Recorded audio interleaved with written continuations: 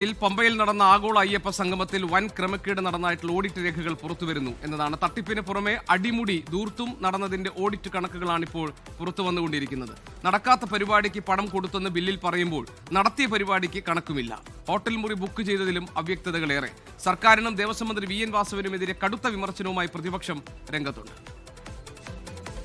ആഗോള അയ്യപ്പ സംഗമത്തിൽ ദേവസ്വം ബോർഡിൽ നിന്ന് ഈ പരിപാടിക്ക് കൊടുത്ത പണം എല്ലാം തിരിച്ചടച്ചെന്നാണ്. പക്ഷേ ഇപ്പോൾ തെളിഞ്ഞിരിക്കുന്നു മുഴുവൻ പണവും തിരിച്ചടച്ചിട്ടില്ല. നിയമസഭയെ തെറ്റിദ്ധരിപ്പിക്കാൻ ശ്രീ വാസവൻ ചെയ്തത് അദ്ദേഹത്തിനെതിരെ പ്രിവിലേജ് മൂവ് ചെയ്യാൻ വേണ്ടി ഞാൻ സ്പീക്കർക്ക് കത്ത് ഇന്ന് നൽകുകയാണ്. ആഗോള സംഗമത്തിൻ്റെ പേരിൽ നടന്ന വൻ വെട്ടിപ്പാണ്, കൊള്ളയാണ്, അഴിമതിയാണ്. ഊരാളുങ്കൽ സൊസൈറ്റി എങ്ങനെ അത് ഏൽപ്പിച്ചു? അതിന് മറുപടിയില്ലല്ലോ. ഇതിന് ഉത്തരവാദി വാസവനാണ്, ദേവസ്വം മന്ത്രിയാണ്. മന്ത്രിയുടെ പേരിൽ മന്ത്രി രാജിവെക്കുകയാണ് വേണ്ടത്. മന്ത്രിക്ക് അധികാരത്തിൽ തുടരാനുള്ള അവകാശം തന്നെ പൂർണ്ണമായും നഷ്ടപ്പെട്ടിരിക്കുകയാണ്.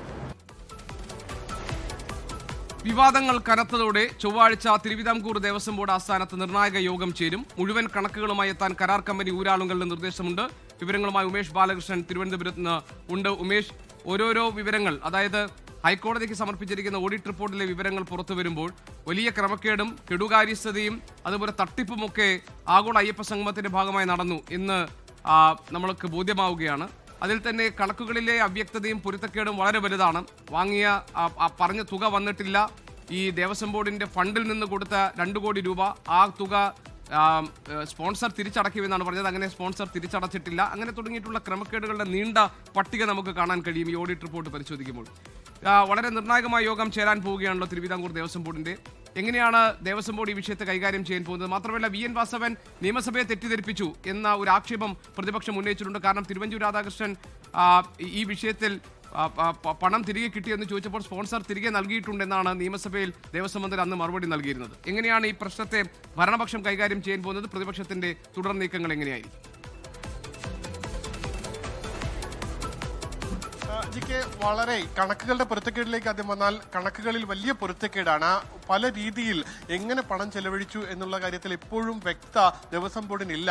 ആ വ്യക്തതക്കുറവ് ആ ഓഡിറ്റ് റിപ്പോർട്ടിലും ഉണ്ട് എന്നുള്ളതാണ്. ദേവസ്വം ബോർഡിന്റെ കണക്ക് പ്രകാരം 8 കോടിയോളം രൂപയാണ് ആഗോള അയ്യപ്പ സംഗമത്തിന്റെ മൊത്തം ചെലവായി കണക്കാക്കുന്നത്. പക്ഷേ ഓഡിറ്റ് റിപ്പോർട്ടിൽ അങ്ങനെയല്ല. ഓഡിറ്റ് റിപ്പോർട്ടിൽ കണക്കിൽ തന്നെ വ്യത്യാസമുണ്ട്. 10,99,00,000 രൂപയാണ് പ്രാഥമികമായി ഓഡിറ്റ് റിപ്പോർട്ടിൽ കണ്ടെത്തിയിരിക്കുന്ന മുഴുവൻ ചെലവ്. അതിൽ ഇതുവരെ 6,64,00,000 രൂപ കൊടുത്തു തീർത്തു. ഇനി 4,35,00,000 രൂപ കൊടുത്തു തീർക്കാനുണ്ട്. അതെങ്ങനെ കണ്ടെത്തും എന്നുള്ള കാര്യം ഇപ്പോഴും വ്യക്തതയില്ല. അപ്പോൾ തന്നെ ഈ ദേവസ്വം ബോർഡിന്റെ കയ്യിൽ നിന്നെടുത്ത പണത്തിന്റെ കാര്യത്തിലും ഒരു വ്യക്തതയില്ല. അത് ആര് തിരിച്ചടക്കുമെന്നുള്ള കാര്യത്തിൽ ഇപ്പോഴും വ്യക്തതയില്ല. ഈ പണത്തിന്റെ ബാധ്യത പൂർണ്ണമായി ദേവസ്വം ബോർഡിന്റെ തലയിലേക്ക് എത്തുന്ന സാഹചര്യമാണ് നിലവിലുള്ളത്. എന്തായാലും ദേവസ്വം ബോർഡ് ഈ സാഹചര്യം ചർച്ച ചെയ്യാൻ 17-ാം തീയതി, അതായത് ചൊവ്വാഴ്ച, അടിയന്തര യോഗം വിളിച്ചിട്ടുണ്ട്. ഈ ബോർഡ് യോഗത്തിൽ ഈ ഓഡിറ്റിംഗ് നടത്തിയ ഏജൻസിയെയും ഒപ്പം ഊരാളുങ്കൽ സൊസൈറ്റി പ്രതിനിധികളെയും വിളിച്ചിട്ടുണ്ട്. പ്രധാനമായി ഊരാളുങ്കൽ സൊസൈറ്റി പ്രതിനിധികളെ ഈ കണക്കുകളുടെ പൊരുത്തക്കേടുകൾ സംബന്ധിച്ച് ചോദിക്കും. ഒപ്പം ലഭിക്കാത്ത ബില്ലുകൾ, അതുമായി ബന്ധപ്പെട്ട ചില ചോദ്യങ്ങളുണ്ട്. ദേവസ്വം ബോർഡ് പ്രസിഡന്റും ഇതുമായി ബന്ധപ്പെട്ട ചില ആശയക്കുഴപ്പമുണ്ട്. അക്കാര്യങ്ങളെല്ലാം നേരിട്ട് ചോദിക്കും. ഇതുകൂടാതെ ഈ പറഞ്ഞതുപോലെ ഇനി ഊരാളുങ്കൽ കൊടുത്ത ബില്ല് പ്രകാരം 8 കോടി രൂപയാണ്. അതുകൊണ്ട് തന്നെ ഇനി ഏകദേശം 4 കോടിയിലധികം രൂപ നൽകാനുണ്ട്. ആ തുക എങ്ങനെ നെഗോസിയേഷനിലൂടെ കുറയ്ക്കാനാകും? മറ്റു പലതരത്തിലുള്ള പൊരുത്തക്കേടുകളും ക്രമക്കേടുകളൊക്കെ കുറിച്ചുള്ള സൂചനകളുണ്ട്. ഉദാഹരണത്തിന് ഊരാളുങ്ങളുടെ സഹസ്ഥാപനത്തിന് ടെൻഡർ നൽകിയത് ഈ ഒരു ടെൻഡർ നടപടികളും പാലിക്കാതെയാണ്. മാത്രമല്ല 10% അധിക തുക അവർക്ക് നൽകുകയും ചെയ്തിട്ടുണ്ട്. അതിലെ കണക്ക് വ്യക്തമല്ല. പിന്നെ അതേപോലെ തന്നെ എല്ലാം സ്പോൺസർമാർ നൽകും. ഇത് പൂർണ്ണമായും സ്പോൺസർഷിപ്പിലാണ് ഇത് നടപ്പാക്കാൻ പോകുന്നത്. നയാ പൈസ ഈ ദേവസ്വം ബോർഡിന് ചെലവാകില്ല എന്നായിരുന്നു പറഞ്ഞത്. സർക്കാരിനും പറഞ്ഞത് സർക്കാർ ഇതുമായി യാതൊരു ബന്ധവുമില്ല എന്നാണ്. പക്ഷേ ഗവൺമെന്റ് പ്രോട്ടോകോൾ ഓഫീസർക്ക് ബില്ല് വന്നിട്ടുണ്ട്. മാത്രമല്ല മുഖ്യമന്ത്രിയുടെ താമസത്തിന് ചെലവായ തുകയുടെ വിവരങ്ങൾ വരുന്നുണ്ട്. പിന്നെ 8 ലക്ഷം രൂപയാണ് ഈ കലാപരിപാടികൾക്ക് വേണ്ടി, 2 ലക്ഷം രൂപയാണ് നീക്കി വെച്ചിരുന്നത്, 8 ലക്ഷം രൂപ ചെലവായി എന്ന് കണക്കിൽ വരുന്നു. അപ്പോൾ ഇങ്ങനെ ക്രമക്കേടുകളുണ്ട്, ഇംബാലൻസസ് ഉണ്ട്. ഈ പലതിനോടും യോജിക്കുന്നില്ല, പറഞ്ഞ അത്രയും സാധനങ്ങൾ വാങ്ങിയിട്ടില്ല എന്ന വിമർശനങ്ങൾ ഉയരുന്നുണ്ട്. അപ്പോൾ കഴിഞ്ഞ ദിവസം VN വാസവനോട് മാധ്യമപ്രവർത്തകർ ഇക്കാര്യത്തെക്കുറിച്ച് ചോദിച്ചപ്പോൾ ദേവസ്വം മന്ത്രി പറഞ്ഞത് അതൊക്കെ വകുപ്പ് കാര്യങ്ങൾ, ദേവസ്വം ബോർഡ് കാര്യങ്ങൾ വ്യക്തമാക്കിക്കോളും, അവരാണ് ഈ കണക്കുകളൊക്കെ നോക്കുന്നതെന്നാണ്. അപ്പോൾ ഇതെല്ലാം ദേവസ്വം ബോർഡിന്റെ തലയിൽ കെട്ടിവെച്ച് സർക്കാർ മാറി നിൽക്കുകയാണോ? തീർച്ചയായും അതാണ് പറഞ്ഞു വന്നത്. അതായത് ദേവസ്വം ബോർഡിന്റെ തലയിലേക്ക് ഈ ബാധ്യത പൂർണ്ണമായി എത്തുകയാണ് എന്നുള്ളതാണ് ഇതിലെ മറ്റൊരു വസ്തുത. ദേവസ്വം ബോർഡിന്റെ പണം, ദേവസ്വം ബോർഡിന്റെ ഫണ്ട് എല്ലാം ചെലവഴിക്കേണ്ടത് അത് ഭക്തരുമായി ബന്ധപ്പെട്ട വിഷയങ്ങൾക്കുമാണ്. അതുകൊണ്ടാണ് ഇത് വലിയ രീതിയിലുള്ള ഓഡിറ്റിൽ കൂടി കടന്നു പോകാനുള്ള സാഹചര്യം ഒരുങ്ങിയതും. എന്തായാലും വലിയ ക്രമക്കേട് നടന്നു എന്ന് പ്രാഥമികമായി തന്നെ ഓഡിറ്റ് റിപ്പോർട്ടിൽ നിന്ന് മനസ്സിലാക്കാൻ കഴിയുന്നു. ഓഡിറ്റ് റിപ്പോർട്ടിലെ പല വിവരങ്ങളും ഞെട്ടിക്കുന്നതാണ്. ഈ പറഞ്ഞതുപോലെ 2 കോടി രൂപ ദേവസ്വം ബോർഡിൽ നിന്ന് ദേവസ്വം ബോർഡിന് ഇങ്ങോട്ട് ലഭിക്കാനുണ്ട്. അതായത് ദേവസ്വം ബോർഡിന്റെ ഫണ്ടിൽ നിന്ന് എടുത്തത്. അതുകൂടാതെ ബാക്കി തുക നൽകാനുണ്ട്. അത് 4 കോടിക്ക് മുകളിലാണ്. അതേസമയം സ്പോൺസർ നൽകുമെന്ന് പറഞ്ഞ തുക ലഭിച്ചിട്ടില്ല. ആ തുക എങ്ങനെ ലഭിക്കും? ഈ ചോദ്യങ്ങൾക്കെല്ലാം ഉത്തരം പറയാനുണ്ട്. എന്തായാലും നിലവിലെ രേഖകൾ പ്രകാരം വലിയ തുക, അതായത് പ്രത്യേകിച്ച് പമ്പ ഗസ്റ്റ് ഹൗസുമായി ബന്ധപ്പെട്ട് അതിന്റെ മോടി പിടിപ്പിക്കുന്നതിനും മറ്റുമായി വലിയ തുക ചെലവഴിച്ചിട്ടുണ്ട്. അതിന്റെ ബില്ലുകൾ സംബന്ധിച്ച ചില ആശയക്കുഴപ്പം നിലനിൽക്കുന്നുണ്ട്. കൂടാതെ VIP പവലിയനിലെ VIPകളുടെ ഭക്ഷണത്തിന് വേണ്ടി മാത്രം ചെലവഴിച്ച തുകയായി ഓഡിറ്റ് റിപ്പോർട്ടിൽ പറയുന്നത് 30,000 രൂപയാണ്. ടാക്സി സംവിധാനത്തിന് വേണ്ടി മാത്രം ചെലവഴിച്ചത് 10,57,000 രൂപയാണ്. ഡീസലിന് മാത്രം 7,44,000 രൂപയും ചെലവഴിച്ചതായി പറയുന്നുണ്ട്. അതുകൂടാതെ ഈ റൂം ബുക്ക് ചെയ്തതുമായി ബന്ധപ്പെട്ടുള്ള ആശയക്കുഴപ്പം ഇപ്പോഴും നിൽക്കുന്നു. റൂം ബുക്ക് ചെയ്തത് സർക്കാരിന്റെ GAD ത്രൂ ആണ് എന്നാണ് രേഖകൾ സൂചിപ്പിക്കുന്നത്. GAD ത്രൂ ആണ്. പക്ഷെ അപ്പോൾ ആര് പണം നൽകി എന്നുള്ള ചോദ്യത്തിന് ഇപ്പോഴും വ്യക്തതയില്ല. GAD ത്രൂ ഏകദേശം 37,20,752 രൂപ റൂം ബുക്ക് ചെയ്യാൻ, അത് മൂന്നാറിൽ റൂം ബുക്ക് ചെയ്യാൻ വേണ്ടി മാത്രം ചെലവഴിച്ചു. ഈ ആഗോള അയ്യപ്പ സംഗമത്തിന്റെ പ്രതിനിധികളായി എത്തിയവർക്ക് വേണ്ടി റൂം ബുക്ക് ചെയ്യാൻ ചെലവഴിച്ചു എന്നാണ് GADയുടെ കണക്കിൽ പറയുന്നത്. അതേസമയം ദേവസ്വം ബോർഡ് പ്രസിഡന്റിന്റെ പേരിൽ 25,300 രൂപ അത് ഹോട്ടൽ മുറി ബുക്ക് ചെയ്യാനുള്ള ബില്ലായി കാണിക്കുന്നുണ്ട്. പക്ഷേ ഈ ബില്ലിൽ GST കണക്കില്ല.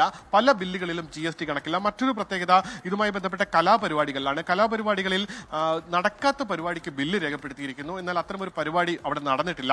നന്ദഗോവിന്ദം ഭജൻസിന് വേണ്ടി 8 ലക്ഷം രൂപ ബില്ല് ആ ഓഡിറ്റ് റിപ്പോർട്ടിൽ തന്നെ രേഖപ്പെടുത്തിയിട്ടുണ്ട്. പക്ഷേ അങ്ങനെ ഒരു പരിപാടി അന്നേ ദിവസം നടന്നിട്ടില്ല. അന്ന് നടന്ന പരിപാടിയാകട്ടെ, അന്ന് നടന്നത് ഇഷാൻ ദേവും സംഘവും അവതരിപ്പിച്ച ഭക്തിഗാനമാണ്. അവിടെയാണെങ്കിൽ ആ പരിപാടിക്ക് 2 ലക്ഷം രൂപ ചെലവായി എന്ന് അതിനും ബില്ല് രേഖപ്പെടുത്തിയിരിക്കുന്നു. അതേസമയം നടന്ന മറ്റ് 2 പ്രധാന പരിപാടികൾ, അതായത് വിജയ് യേശുദാസിന്റെയും വീരമണിയുടെയും പാട്ട്, ആ പാട്ടിൽ അവിടെ എത്ര രൂപ ചെലവായി എന്ന് രേഖപ്പെടുത്തിയിട്ടില്ല. അത് ദേവസ്വം ബോർഡ് അധികൃതർ പറയുന്നത് സൗജന്യമായി നടത്തിയ പരിപാടിയാണെന്നാണ്. പക്ഷെ അതുമായി ബന്ധപ്പെട്ട ബില്ലും ഇത്തരത്തിൽ സൗജന്യമായി രേഖപ്പെടുത്തിയിട്ടാണെങ്കിൽ അത് ഓഡിറ്റ് റിപ്പോർട്ടിൽ സൗജന്യമാണെന്നൊക്കെയാണ് കാണിക്കണം. പക്ഷെ അങ്ങനെയും കാണിച്ചിട്ടില്ല. ഈ രീതിയിൽ ക്രമക്കേടുകളുടെ ഒന്നിനു പിറകെ ഒന്നായി ക്രമക്കേടുകളുടെ വലിയ പട്ടിക ഇതിൽ ഇതെല്ലാം ഈ ഓഡിറ്റ് റിപ്പോർട്ടിൽ നിന്ന് പുറത്തു വരുന്ന വിവരങ്ങൾ. അതേസമയം തന്നെ ദേവസ്വം മന്ത്രി VN വാസവൻ നിയമസഭയെ തെറ്റിദ്ധരിപ്പിച്ചു.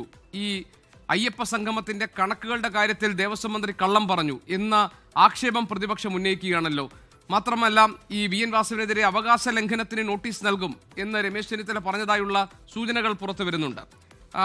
ഈ വിഷയത്തെ എങ്ങനെയാണ് പ്രതിപക്ഷം നേരിടാൻ പോകുന്നത്?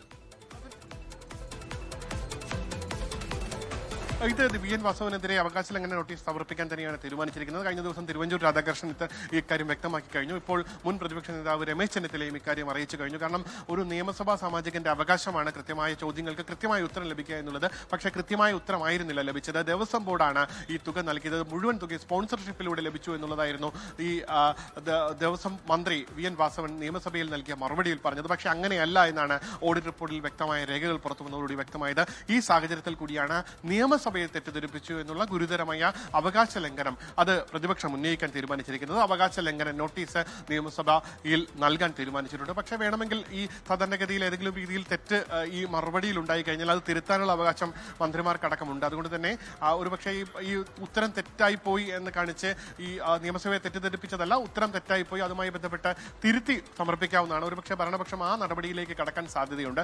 എങ്കിലും നിയമസഭയെ തെറ്റിദ്ധരിപ്പിച്ചു, നിയമസഭാ സാമാജികർ ചോദിച്ച ചോദ്യത്തിന് ശരിയായ ഉത്തരമല്ല ദേവസ്വം മന്ത്രി നൽകിയത് എന്നുള്ളൊരു ഗുരുതര പ്രശ്നവും ഇവിടെ നിൽക്കുന്നു. അതിൽ അവകാശ ലംഘന നോട്ടീസ് സ്പീക്കർക്ക് നൽകും. സ്പീക്കർ ഇതുമായി ബന്ധപ്പെട്ട വിശദീകരണം എന്തായാലും കഴിഞ്ഞ സെപ്റ്റംബർ 20-നാണ് ആഗോള അയ്യപ്പ സംഗമം പമ്പയിൽ സർക്കാർ സംഘടിപ്പിച്ചത്, അല്ല ദേവസ്വം ബോർഡ് സംഘടിപ്പിച്ചത്. ഇത് ഈ ദേവസ്വം ബോർഡ് സംഘടിപ്പിക്കുന്ന ഈ സംഗമവുമായി യാതൊരു തരത്തിലും ബന്ധമില്ല എന്നായിരുന്നു സർക്കാർ അവകാശപ്പെട്ടിരുന്നത്. ഇപ്പോൾ അതിലെ വരവ് ചെലവ് കണക്കുകൾ സംബന്ധിച്ച ഓഡിറ്റ് റിപ്പോർട്ടിൽ തെളിയുന്നത് വലിയ ക്രമക്കേടുകൾ നടന്നിട്ടുണ്ടെന്നതാണ്. കണക്കുകളിലെ പൊരുത്തക്കേടുകൾ, അതോടൊപ്പം തന്നെ കാണിച്ച തുക ചെലവാക്കിയിട്ടില്ല എന്ന കാര്യങ്ങൾ, അനാവശ്യമായ തുക ചെലവാക്കി എന്നതിന്റെ വിവരങ്ങൾ, ഇങ്ങനെ അടിമുടി പൊരുത്തക്കേടുകളും ധൂർത്തും തട്ടിപ്പുമൊക്കെ പ്രതിഫലിക്കുന്ന ഒരു ഓഡിറ്റ് റിപ്പോർട്ടാണ് കോടതിയുടെ മുന്നിലേക്ക് എത്തിയിരിക്കുന്നത്. ഈ കാര്യങ്ങളിൽ ഇനി എന്ത് തുടർ നടപടി സ്വീകരിക്കണമെന്ന കാര്യം ചർച്ച ചെയ്യാൻ വേണ്ടി തിരുവിതാംകൂർ ദേവസ്വം ബോർഡിന്റെ അടിയന്തര യോഗം വരുന്ന ചൊവ്വാഴ്ച ചേരാൻ പോവുകയാണ്. മാത്രമല്ല ഇതിൽ ദേവസ്വം ബോർഡിന്റെ ഫണ്ടിൽ നിന്ന് കൊടുത്ത 2 കോടി രൂപ അത് സ്പോൺസർഷിപ്പ് വഴി കണ്ടെത്തി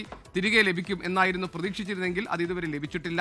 ആരാണ് ഇതിലെ സ്പോൺസർമാർ എന്ന കാര്യത്തിൽ ഇപ്പോഴും വ്യക്തത ഉണ്ടായിട്ടില്ല. ഈ കാര്യങ്ങളൊന്നും ഓഡിറ്റ് റിപ്പോർട്ടിലൂടെ തെളിയുന്നില്ല എന്നാണ് special commissioner Sabarimala special commissioner ഹൈക്കോടതിക്ക് സമർപ്പിച്ച റിപ്പോർട്ടിൽ പറയുന്നത്. അങ്ങനെയാണെങ്കിൽ തിരുവിതാംകൂർ ദേവസ്വം ബോർഡിന് ഈ കാര്യങ്ങളിലൊക്കെ കണക്ക് രേഖപ്പെടുത്തേണ്ടി വരും. അതിന് പുറമെയാണ് നിയമസഭയിൽ ദേവസ്വം മന്ത്രി VN വാസവൻ നൽകിയ ഒരു മറുപടി. അത് തിരുവഞ്ചൂർ രാധാകൃഷ്ണന്റെ ചോദ്യത്തിന് അദ്ദേഹം നൽകിയ മറുപടി ഈ ഫണ്ടൊക്കെ തിരികെ കിട്ടിയിട്ടുണ്ട് സ്പോൺസർമാരിൽ നിന്ന് എന്നതായിരുന്നു. അങ്ങനെയാണെങ്കിൽ അത് സഭയെ തെറ്റിദ്ധരിപ്പിക്കുന്നതാണ്. ഈ കണക്കുകളിൽ മന്ത്രി കള്ളം പറഞ്ഞു എന്നതാണ് പ്രതിപക്ഷത്തിന്റെ ആരോപണം. അതുകൊണ്ട് VN വാസവനെതിരെ അവകാശ ലംഘന നോട്ടീസ് നൽകും എന്നാണ് രമേശ് ചെന്നിത്തല അല്പം മുൻപ് അറിയിച്ചിരിക്കുന്നത്. ഇതിന്റെ മുഴുവൻ വിവരങ്ങളാണ് ഉമേഷ് ബാലകൃഷ്ണൻ നൽകിയത്. ലോകത്തെവിടെയായാലും ഏത് സമയത്തും 24 വാർത്തകളും ഓഗ്മെന്റഡ് റിയാലിറ്റി പാക്കേജുകളും എക്സ്പ്ലെയിനറുകളും വിശദമായി കാണാൻ ഞങ്ങളുടെ യൂട്യൂബ് ചാനൽ നിങ്ങൾക്ക് സബ്സ്ക്രൈബ് ചെയ്യാം.